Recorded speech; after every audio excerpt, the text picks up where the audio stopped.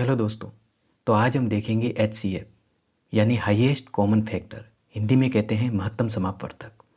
दोस्तों, मेरी कोशिश रहती है कि मैं आपको गणित का जो भी टॉपिक पढ़ाऊँ वो आपको अच्छे समझ में आना चाहिए, वरना फिर मेरे पढ़ाने का कोई मतलब नहीं है। मैं आपको अच्छे से समझा पाऊँ, इसकी पूरी कोशिश रहेगी। आप तो बस चैनल को सब्सक्राइब करके इसके साथ जुड़े रहिए। तो इसकी परिभाषा देखते हैं दोस्तों। तो इसकी परिभाषा क्या कहती है दोस्तों? दी गई संख्याओं में जिन संख्याओं का पूरा पूरा भाग जाता हो, उन संख्याओं में से वह बड़ी से बड़ी संख्या जो सभी में उपस्थित हो HCF कहलाती है। अपन एक उदाहरण से समझेंगे इसको।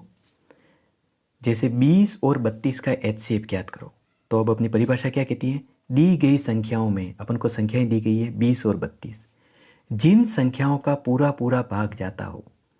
20 में 2, 4, 5, 10 और 20 का पूरा पूरा भाग जाता है। इसी तरीके से 32 में 2, 4, 8, 12 और 32 का पूरा पूरा भाग जाता है। का पूरा पूरा भाग जाता हो उन संख्याओं में से वह बड़ी से बड़ी संख्या जो सभी में उपस्थित हो HCF कहलाती है। मतलब दोनों में उपस्थित होनी चाहिए, यानी कि दोनों में कॉमन होनी चाहिए और बड़ी से बड़ी होनी चाहिए। तो अपन पहले इन दोनों में कॉमन क्या है वो देखते हैं। तो दोस्तों, यहाँ पर कॉमन संख्याएं क्या क्या हैं? 2 20 में भी हैं और 2 32 में भी हैं, यानी 2 20 में भी हैं और 2 32 में भी हैं। इसी तरीके से 4 20 में भी हैं और 4 32 में भी हैं। और तो कोई कॉमन नहीं है? नहीं। तो अब अपने पास में कॉमन क्या क्या आ गए?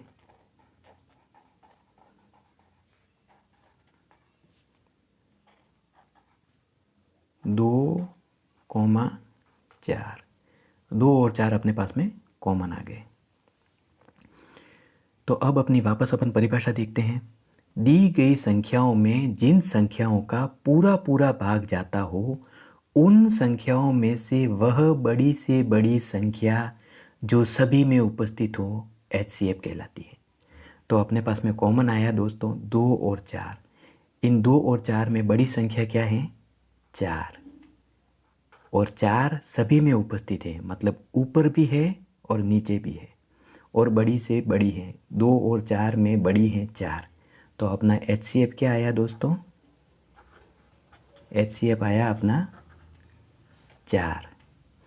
ये तो दोस्तों मैंने आपको समझाने के लिए बताया था, लेकिन इस तरीके से अपन को HCF नहीं निकालना है। तो अब अपन HCF कैसे निकालेंगे उसको देखते हैं।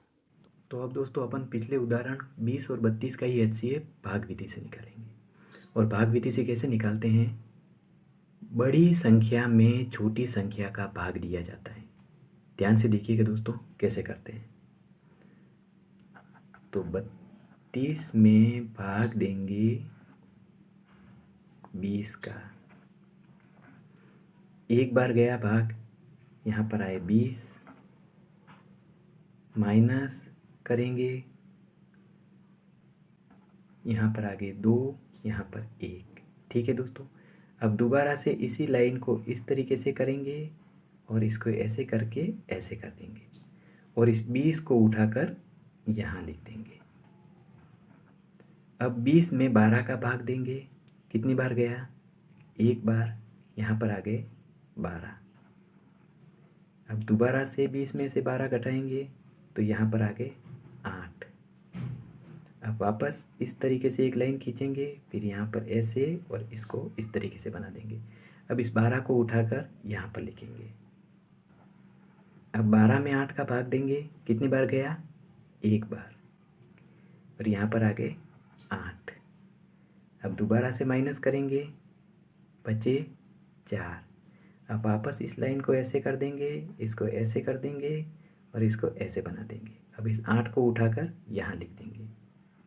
ठीक है दोस्तों। अब 8 में 4 का भाग दिया। कितनी बार गया? 2 बार। यहाँ पर आ गए 8।